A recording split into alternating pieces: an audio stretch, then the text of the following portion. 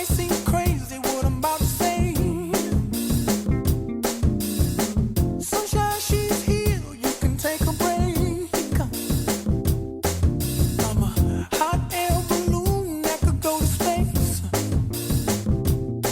with the air. The Festival of Life was a music festival hosted in Chicago's Lincoln Park, August 1968. If you feel like a room without a roof, clap along. The festival was organized and created by the Yippies. Yippies were political hippies. They were mostly interested in pot, sex, and the anti-war movement. They loved music as well. If you feel like that's what you want to do, here come bad news talking this and that. It's designed to help end and bring awareness to the Vietnam War. Well, I should probably Guardsmen as well as police officers were brought in to help prevent more people from coming in. offense to you, don't waste your time. Police officers used tear gas as well as physical violence on the hippies during their protest. Out the roof, clap along. This violates one of our constitutional rights as the freedom to assemble. The first 10 amendments to the Constitution became part of the supreme law of the land. The first affirms freedom of religion, speech, and press, and the right of peaceful assembly and petition. Down, your love is too high, it bring me down. Abby Hoffman was one of the co-founder of the Yippie organization. Also, he was one of the Chicago Seven. He was a huge social activist and always spoke up for what he believed in. He was very popular in the social scene. Even after his death, he was portrayed in the movie Tell us a Forrest little Gump. bit about the war, man. War in Vietnam? War in Vietnam! Those yippies that march on the amphitheater or go downtown or sit in restaurants or demand their rights, they'll be risking their life, that's right. These cops here are tough. They'd kill you with a smile.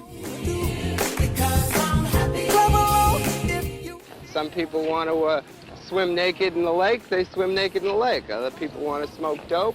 Other people want to go and tell the cops what we're doing, that's good. The cops want to come down and beat our heads, that's it. You know what happiness is to you. Clap along if you feel like that's what you want to do. Bring me down, can't none bring me down. Your love is too high, it bring me down. Can't none bring me down. I said, clap along. Many bands were invited to play, but because of the increase in fear of violence, they soon dropped out.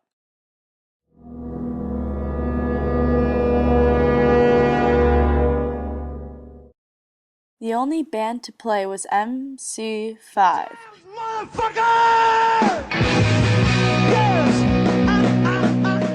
Their gig was cut short when a group of rude audience members were booing and shouting. Later, it was released that the rude audience members were actually a group of undercover policemen trying to eliminate more people coming in and shut down the music festival.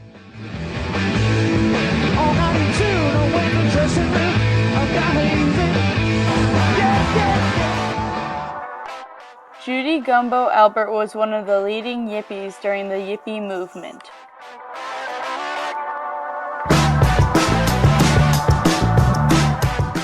She participated in the events during the 1968 convention, and the following is an interview conducted for the SIGS project. I became a Yippie after I moved from Toronto, where I was born, to California in early 1968. And I left Toronto because I came home as a young married woman and found my husband in bed with another woman. So that was a good enough motivation to leave. I met up with this guy, Stu Albert, and Stu had two best friends, one of whom was Eldridge Cleaver from the Black Panther Party, and the other of whom was Jerry Rubin. And Jerry and Abby were best friends. So that's how I got into the Yippies through Stu.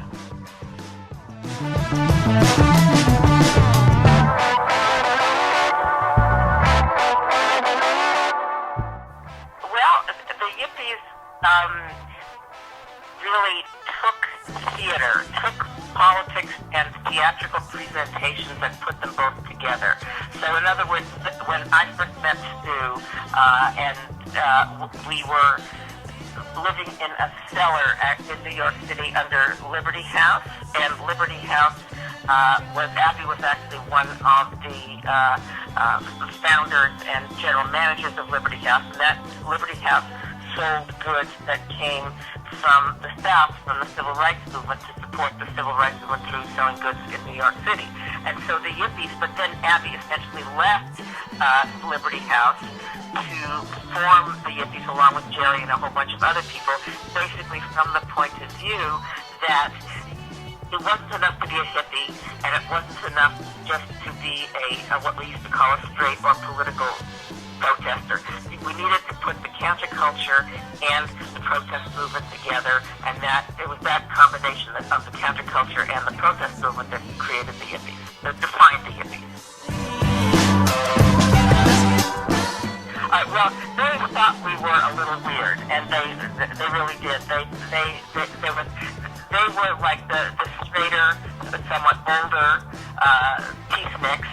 We very much advocated youth culture, which meant that young people would make the revolution, and the mainstream peace movement looked on us as strange, a little fearfully, but also with a certain degree of paternalistic pride, and because we always brought fun and joy to the demonstrations.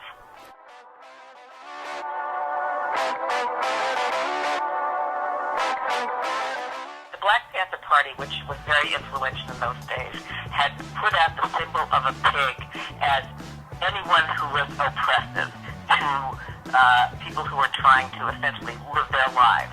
So it ranged from cops to the United States government to politicians, and so in August of 1968 was the time of the Democratic National Conventions of '68, and Hubert Humphrey was one of the candidates. Hubert Humphrey was pro-Vietnam War, and what we decided to do as Yippies was to run a candidate to oppose the pro-war Hubert Humphrey, and the pig was the best symbol of that, of how we felt about the political establishment at the time. And that's what Pegasus.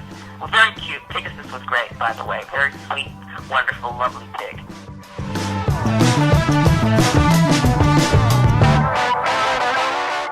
Extremely warm, extremely intelligent, and as I say, full of creative energy, literally bouncing up and down, especially in the early days. So if you kind of have to run, in a certain sense, mentally to keep up with him because he was that smart.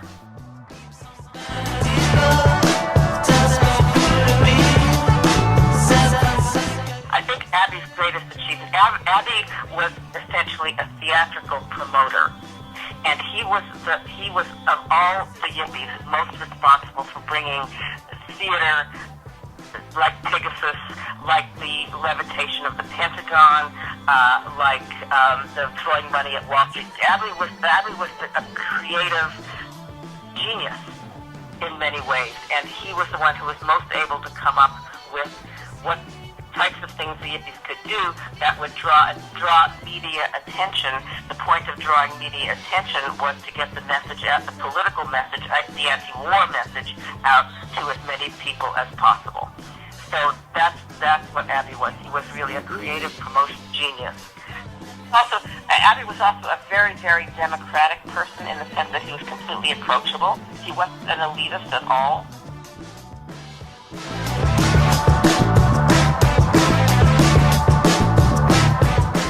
Basically through gassing, tear gas, arrests. Abby, was busted like 20 or some odd times. Jerry was arrested a number of times. Stu was. We were intimidated and through arrests and through the tear gassing and beatings that happened in Chicago in the summer of '68.